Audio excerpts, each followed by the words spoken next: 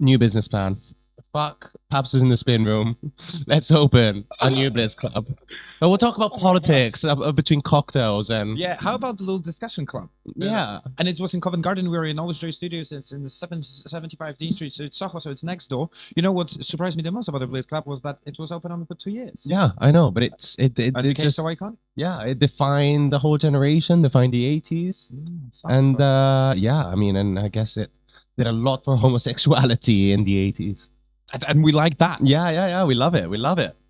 How about you? How's your week been? How's your weekend been? My week was quite interesting, mostly in emotional engagements with Where?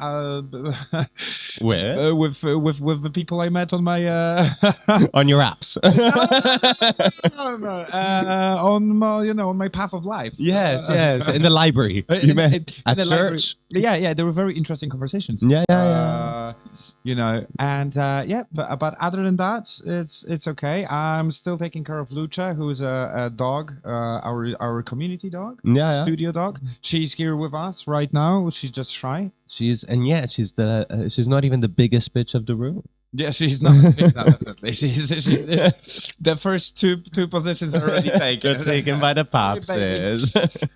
Okay, but without further ado, I think we're gonna be talking a little bit about the politics which are happening last week, and I gotta say it didn't happen as crazy amount of stuff as, for instance, did a week before or 2 weeks before.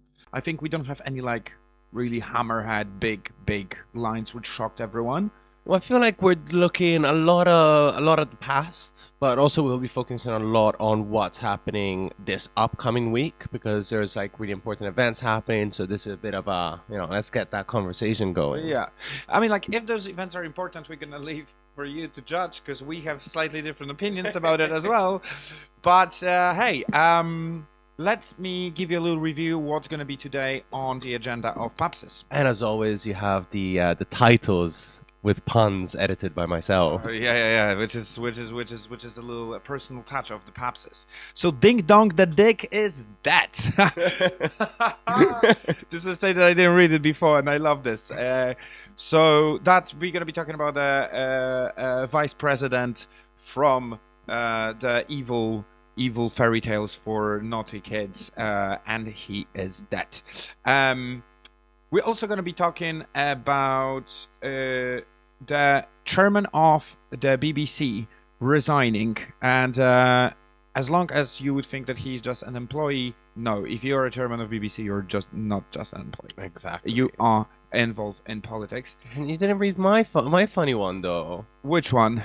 There's no chairs at the BBC. Oh yeah, sorry. Everyone's standing. No chairs at the BBC. Yeah. You see, I already projected it in my head, but I shouldn't. And that's it for the funny ones. And that's it for the funny ones. The last one we're gonna be touching on today, it's not that funny because we don't really know what it is, and we already had a conversation about it. The most loyal fans know what I'm talking about, and it's COP30.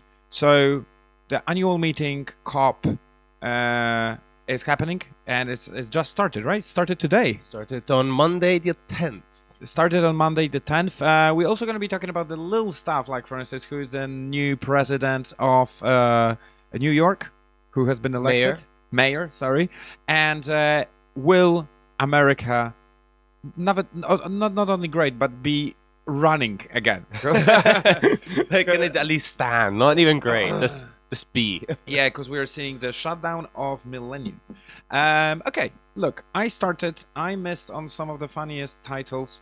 Let me give you the voice and go with the first headline about Ding Dong, the Dick is dead. So we have straight from where Dick Cheney was probably most active in. Middle East Rye news. Dick Cheney may be gone, but the wars he waged are forever. And USA Today says, I was right about Iraq. It was Dick Cheney's war and he owned it until the very end. So let's put a little bit of a light on who this guy is, because you might be surprised, but even Paps sometimes is not expert in certain topics. And I, for instance, I had very vague understanding of who he was. So maybe Paps, you can enlighten us all. So Dick Cheney was the vice president under George Bush Jr. For those who were alive during that Bush presidency, many will remember that George Bush, he wasn't the brightest president we've ever had. I mean, of course, we've got Trump today, but George Bush, he liked his golf. I think, despite what Trump is doing, you cannot say that he is dumb. He's just obscene. Yes, obscene. But Bush, yeah, he after he became a president, the first 2 months, he just had to just swing the club. He just wanted to play some golf, and I like him the most for the situation when he's reading, the famous situation 9/11. He's reading the fairy tale. Yeah, My Little Goat.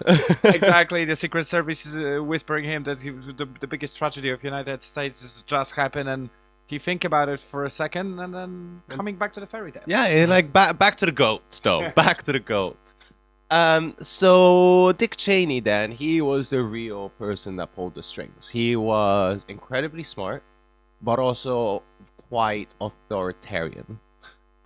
So you actually mentioned it. When the 9/11 happened, George was reading My Little Goat to a bunch of school children. Which is important. Very important. But that means that he was away from the White House, he was away from New York, he was not in the Situation Room. The person who was Dick Cheney. And Dick Cheney had this great idea called the Unitary Executive, which is something that Trump is starting to use now, which is an interpretation of the Constitution which grants the president, the executive power, full control, full authority. You can go beyond the law because by the Constitution, the president cannot commit crimes. Therefore, everything he does cannot be a crime. That's why there was a whole debate about if Trump will go to actual prison if he wouldn't become a president earlier on this year. Exactly. But it was Dick Cheney who was the first one to put this in practice. Now, as vice president, I mean, when it happened, the president was away. So he said, well, if the president's away, I guess I'll be the unitary executive. As vice president. What a coincidence. I know, right? What you gotta do? Yeah. So that was the first instance of that. And of course, the consequence of 9/11 is the Iraq War, the Afghanistan War, but also the introduction of the black sites, which were areas not officially run by the United States government, but they were just military bases that had Americans in it. Which are spread all around Europe. Exactly. And in Taiwan, for example, and in South Korea. But the ones in the Middle East, even though the United States has never done torture and is not allowed to do torture. No, they would never do that. But in the Middle East, torture is legal. So that's where they did it. And they are just guests. And because they are good guests, they're not going to break the rules of the house. They're going to, play the ball. Exactly. You need to follow the customs of the area. And if the custom means that you have to pull someone's nails, so be it. You want to be a good host, Exactly. a good guest. A spot of waterboarding? Oh, I thought he was thirsty. So obviously those were the very dangerous things about Dick Cheney. Of course, the wars in Iran, Afghanistan, they stabilized the whole region. Things that we're still suffering the consequences today, as the Middle East Rise says, that the wars he waged are forever. But also he was one of the first Republicans to advocate for gay marriage because his daughter came out as gay. So we have the dictator. We have the tyrant. We have the guy who is torturing people abroad, maybe in the USA as well. You never know. Yeah. But at the same time, you have the guy who is walking in the pride in the first row, holding the biggest rainbow flag, and we love him for that. Exactly. I mean, I just want to say that USA Today and their headline saying I was right about Iraq. The first bit, which is a quotation of his. That's the biggest debate, I believe, because after the war in Iraq started, we remember Fahrenheit 9/11, the movie, which was really digging into it, why we are having this war, and the war finished quite like Iraq war. When did it finish? Very recently. There were 2 wars. The Afghanistan war only ended 2 years ago, though. Yeah, and then the conclusion was we were on this war for over 20 years. The war has finished, and the next week everything came back exactly to what it was before. Exactly. No, I mean, Dick Cheney's death is important because obviously his legacy lives on. He lives on genetically because Liz Cheney, who was very famous because she was one of the first Republicans to fight Trump during the 2020 election, and got ousted eventually by Trump. The introduction of the unitary executive theory that Trump is using to this day. I mean, he's a very important man. I mean, you saw from my title what my position on this man is. Ding dong, the dick is dead. Mm-hmm. But yeah, maybe I'm gonna steal the joke you said. Maybe we should have seen more Bush and less Dick. Maybe. There's definitely would be more. What's the name of the fairy tale? Happy Goats. My Little Goat. My Little Goats. It would be. And you know what? I believe in a world where people, instead of talking about the war, talking about the My Little Goats and what happened after. Yeah, we should read My Little Goat. It's full of political and philosophical debate. Yeah, exactly. Maybe that should be as our education hub. Well. We have to jump to the next news because time is an essence. And the next news is no chairs at BBC. While Independent says Tim Davie resigns, BBC chair apologizes for edits that presented Trump speech as direct call to violence. And then you have The Guardian, who has the headline, Tim Davie resigns as BBC Director General after accusations of serious and systemic bias in coverage. So are we facing the situation that Trump and political correctness associated with him dictates how the biggest UK television is run? Apparently. I mean, bear in mind, this man is riddled with controversies that we can talk about in a sec. But eventually the straw that broke the camel's neck for Tim Davie was this documentary. Which basically started off with it was a speech he gave before the insurrection at the Capitol in 2020, where it was edited, so it said, "I will walk down the mall with you, and we will fight like hell." However, the original speech, those 2 sentences, "I'll walk with you and fight like hell," happen an hour away. So we can okay.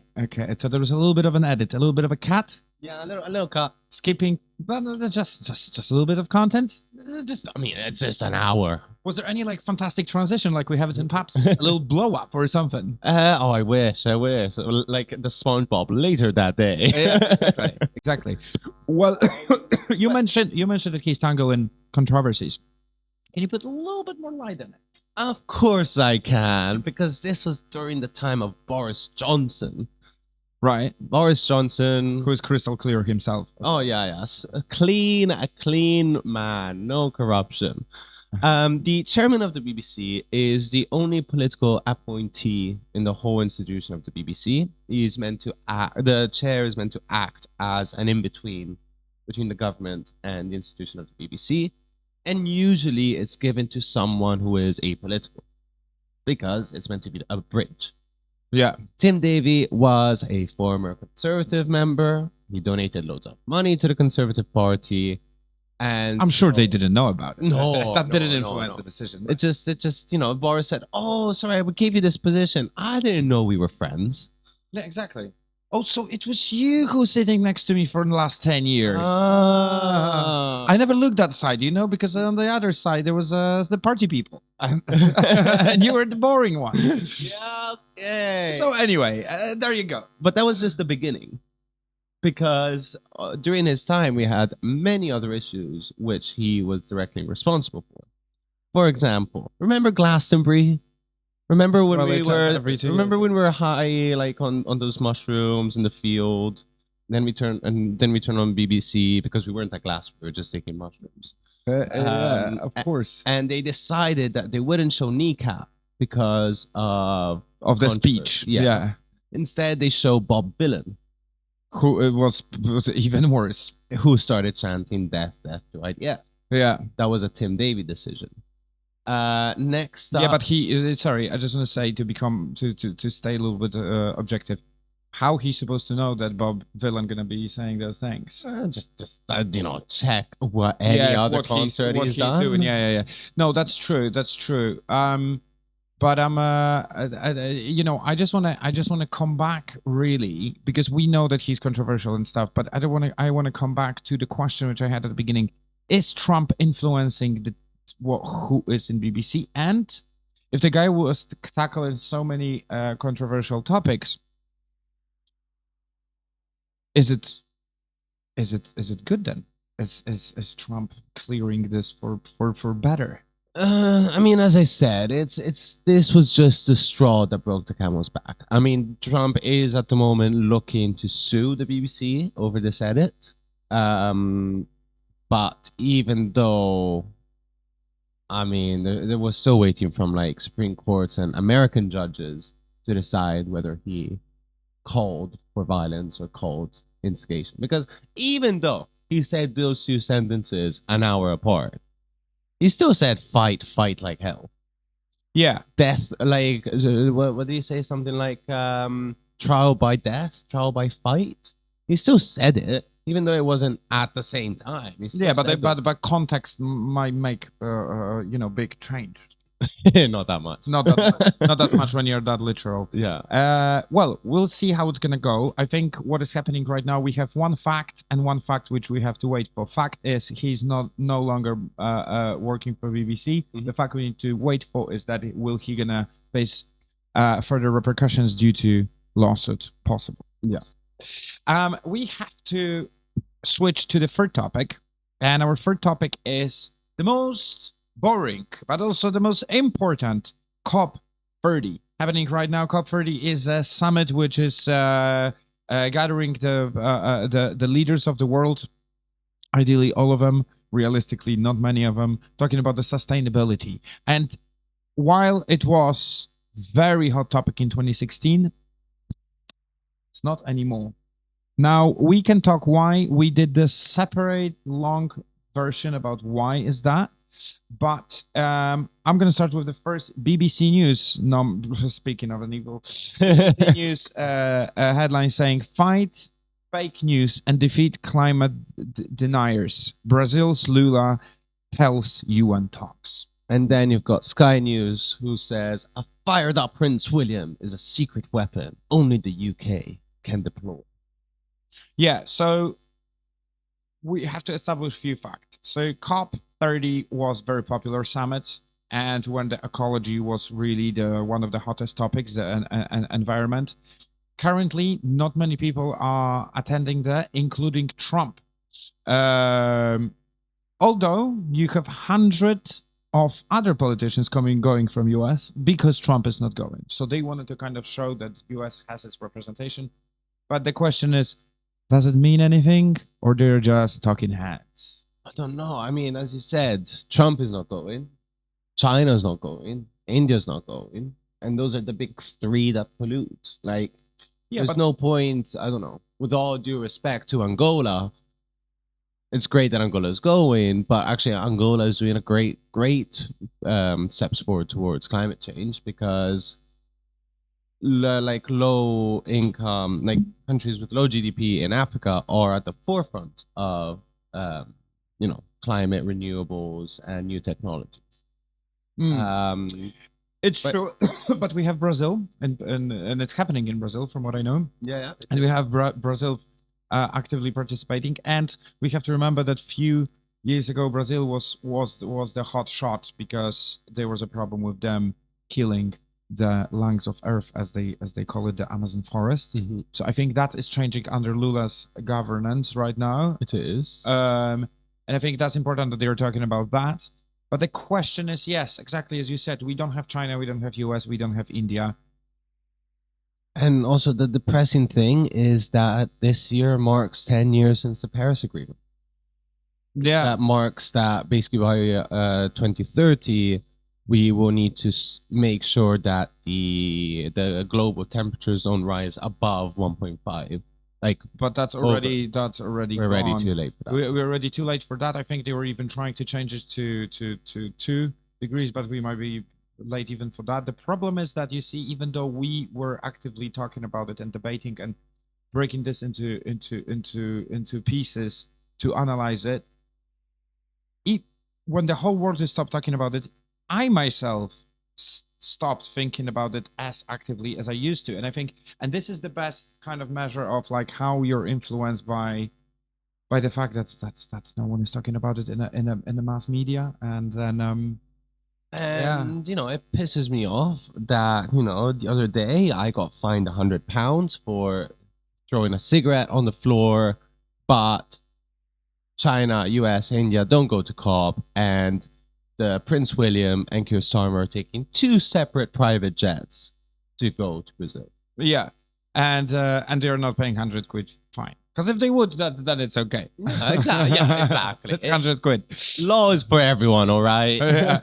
Well, you know what pisses me off more is that Trump will never go to COP because of the policy which he started with when he became president of the United States. Drill, baby, drill. Drill, baby, drill. Black gold. Okay, Bobby, you can do everything, but leave black gold to me. Those kind of phrases, making us certain that he's not gonna go until he's a president. And if he will not gonna go, if he will not go, then that is not going to be treated seriously. And you like it or not, this is the state of politics right now. If Donny T is not showing up his ass somewhere, that's a second category news. And China is not doing this. China is the only one which is kind of independently. I believe Trump would be going, or not, China wouldn't go anyway.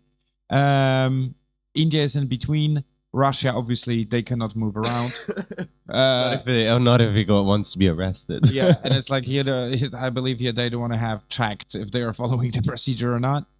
But yeah, this is it. We're gonna next week, Papses, we're gonna be talking again about that, because we're gonna tell you what actually happened during that summit. Maybe there's gonna be some miracles. Maybe there's gonna be sure.